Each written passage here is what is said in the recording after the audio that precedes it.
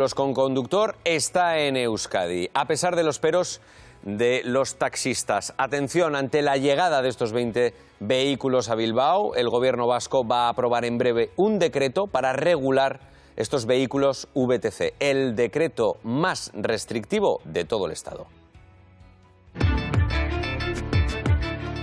Uber aterrizaba en Bilbao el pasado jueves y lo hacía por sorpresa. La noticia se conocía minutos antes de que el servicio se estrenara con 20 vehículos privados. Ni siquiera el consistorio bilbaíno tenía conocimiento hasta la noche anterior. Y lo han hecho con nocturnidad y alevosía. Lo que no queremos tener en Bilbao es, primero, problemas de convivencia. La guerra del taxi queda nuevamente servida. Estas empresas lo único que quieren es suplantar el taxi o cualquier otro tipo de negocio y quedarse con todo el negocio. Este lunes, representantes de taxis y de VTCs tradicionales se reunían con el gobierno vasco, que ultima ya una regulación para este tipo de plataformas. Entre las medidas, obligar a contratar el servicio con un mínimo de 30 minutos de antelación, prohibir a estos vehículos circular por la vía captando clientes o prohibir estar accesibles por geolocalización, medidas que estarían aprobadas antes de final de año. Bueno, pues desde luego está generando muchísimas dudas y vamos a intentar resolverlas esta tarde. Saludamos a Koldo Navascués, que es presidente de la Asociación de Personas Consumidoras y Usuarias Vasca. Arratsaldeon. Arratsaldeon, buenas tardes. Claro, porque una de las preguntas y de las dudas que surgen es si esto es beneficioso o no para el ciudadano de a pie, para el consumidor. Bueno, en principio la competencia siempre es buena. Y en este caso estamos hablando del servicio de taxis, que es un monopolio, que está regulado, pero al final no deja de ser un monopolio. O sea, desde esa perspectiva podríamos decir que podría ser perjudicial, siempre y cuando se tenga en cuenta otras circunstancias, como es la tradición o el tiempo que los taxis llevan funcionando bajo un régimen especial regulado por los ayuntamientos y la novedad que supone la entrada de otras formas de prestar un servicio público. Estábamos viendo algunas de las condiciones que va a tener, bueno, el decreto que prepara el gobierno vasco precisamente para regular este sector o el negocio más bien de Uber y de otras compañías, el tener que llamar con media hora de antelación, el que no puedan estar por la vía buscando usuarios o el tema de la geolocalización. ¿Qué le parece a usted ese decreto? Bueno, nosotros tuvimos acceso al anteproyecto e hicimos las alegaciones correspondientes. Nosotros nos fijábamos mucho en las garantías que el servicio tiene que ofrecer al usuario o al cliente, es decir, qué contrato, qué tipo de contrato, qué precio, cómo se fija, cómo se regula, dónde se refleja. Todo ese tipo de cuestiones eran las que nosotros hacíamos aportaciones para que el decreto regulador pues lo tuviera en cuenta, ¿no? Y por otra parte, pues sí entendíamos que si no tiene que entrar en competencia con el servicio municipal, el servicio público de taxis municipales, pues la medida de que tenga que ser contratado con un tiempo prudencial, nosotros poníamos una hora, parece ser que el decreto saldrá con media hora, pues nos parecía oportuno. Claro, hay expertos que dicen esto va contra el libre mercado. La Asociación Vasca de la Competencia todavía no se ha pronunciado, pero sí que lo está estudiando y que está elaborando un informe. ¿Cuál es tu criterio? Bueno, dentro de nuestra organización, de nuestra asociación, tampoco tenemos las ideas tan claras ni hay una unanimidad a la hora de pronunciarnos. También lo estamos estudiando. ¿La libre competencia? Sí, pero cuidado. De la misma forma que estamos en contra de la apertura de los comercios a todas las horas del día y todos los días del año, porque hay que defender un tipo de comercio, un tipo de convivencia y una tradición comercial, también es cierto que la aparición en los mercados tradicionales de operadoras como Uber o Amazon en otro nivel tiene que hacer cambiar la percepción también de los que prestan estos servicios. Quiere decirse que los taxistas, aunque están dentro de una regulación, como decía antes, de tipo monopolística, pero también tendrán que buscar herramientas que les sitúen en la modernidad. Es decir, no sé si tendrán que tener una tarjeta de fidelidad, tendrán que hacer descuentos a sus clientes más habituales, tendrán que regular los precios o los recorridos a unos precios de ofertas, etcétera, etcétera. Porque tampoco nos creamos que la llegada del Uber va a suponer una rebaja muy sustancial, bueno, sustancial en el tema de los costos, porque al final estamos hablando de alrededor de un 10%. Quiere decir que un 10% también es un margen que los propios taxistas podrían articular algún tipo de medida para favorecer a sus clientes y el uso del taxi, ¿no?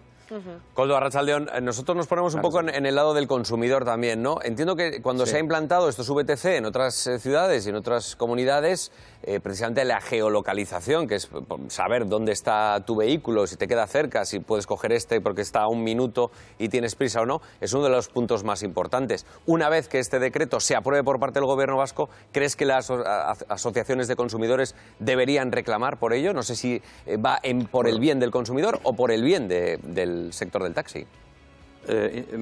Nosotros ya hemos hecho las alegaciones que nos parecían oportunos en la defensa de los intereses de las personas consumidoras y usuarias del taxi. Lo que salga el decreto no lo sabemos, impugnarlo es inútil porque una vez que el decreto sea firme es de obligado cumplimiento.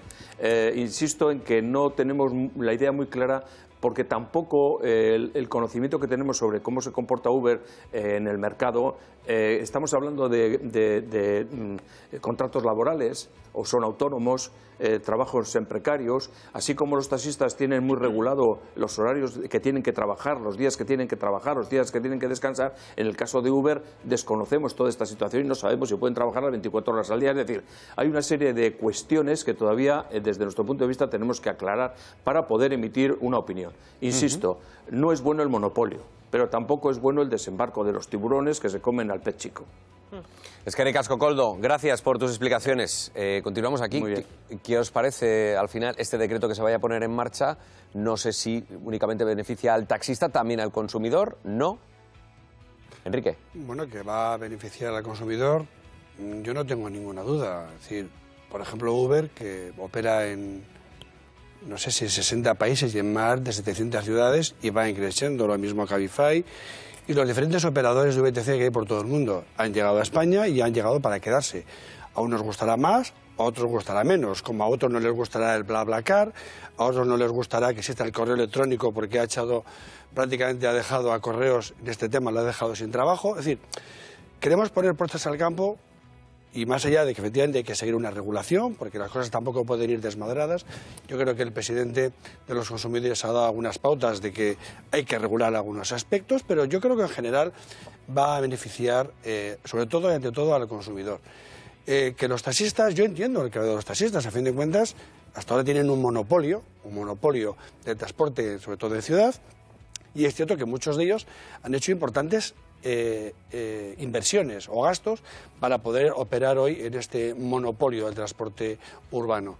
Y lo único que espero es que, bueno, con el paso del tiempo todos lleguen a trabajar en orden y armonía, porque, vuelvo a insistir, el gran beneficiado va a ser el consumidor, que va a tener más oferta y a mejor Claro, Nayara, nos decía Koldo, hay que competir, todos tienen que entrar en esa competencia, evidentemente en una base a una regulación y a unas condiciones mínimas, ¿no? Pero que puede ser beneficioso también para el consumidor que haya varias ofertas, ¿no? Lo primero es que probablemente esta competencia que ha llegado lleve al taxi al siglo XXI, que era un sector que se había quedado un poco obsoleto y efectivamente Koldo Navascués apuntaba novedades. Es que yo creo que como sector tienen que ponerse las pilas, porque muchas personas, a pesar del decreto del Gobierno vasco, etcétera, es verdad que muchos consumidores reclaman este servicio y lo ven como algo positivo. Bueno, con matices, porque los impuestos no los pagan en el lugar donde prestan los servicios, como Amazon y como otras empresas, pues eso, de nivel mundial, y esto habría que regularizarlo, pero no desde el Gobierno vasco, sino desde la Unión Europea. Y también, por otro lado, también recordar que si, por ejemplo, no tenemos servicio de taxi y Uber se queda con el monopolio, las tarifas pueden triplicarse, cuadriplicarse o ponernos precios prácticamente inalcanzables, cosa que con el taxi no pasa. Es decir, estas cosas también hay que mirarles. Y también tirón de orejas al sector del taxi, que ha estado mirando, ha estado a por uvas durante mucho tiempo, y que tome nota y que tome las cosas buenas, que las aplique y que sean competencia para Uber y que merezca la pena coger un taxi. Irizar. Yo creo en eso de que el libre mercado es beneficioso para el consumidor, lo creo a medias. ¿Por qué? Porque he demostrado la historia de que cuando se consigue, como has dicho tú, el mercado, es cuando marcan entonces los precios. Ahora va a pasar posiblemente con Iberia al haber absorbido a Europa. Se ha quedado con el monopolio del vuelo a Madrid. No creo que vayan a regalar ahora los billetes, ni que vayan a bajarlos, por ejemplo. Entonces, yo creo que el consumidor debe de mirar su bolsillo. Pero yo creo que debe también mirar las condiciones. Tú has hablado de dónde se pagan los impuestos. Muy importante. Que también en principio va a revertir en el consumidor, ¿verdad? Claro. Si se pagan los impuestos de aquí. Segundo, no se trata solamente de a ver si consigo yo más barato mi viaje. Si eso está originando auténticos autónomos falsos. Seamos realistas, no miramos eso. Con contratos. Claro, el problema es que no miramos eso. Pues es que, pero Ya, cuando compramos en la página web en vez de la tienda de cual tampoco lo hacemos.